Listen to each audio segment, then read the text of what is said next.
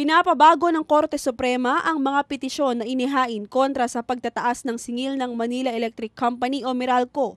Sa 5 pahinang order, iniutos ng Korte Suprema sa mga petitioners na isama sa amyendang petisyon ang mga power producers. Kabilang dito ang Philippine Electricity Market Corporation o PEMC, Masinloc Power Partners Corporation at Therma Luzon Incorporated, Therma Mobile Incorporated at iba pang power suppliers.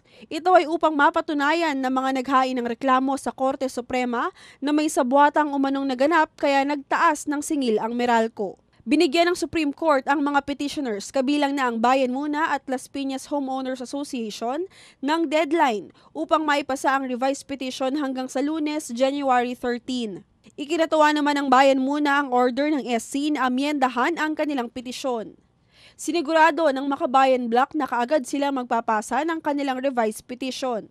Hanggang January 30 naman ang ibinigay na palugit para sa mga suppliers ng kuryente upang sagutin ang nasabing petisyon.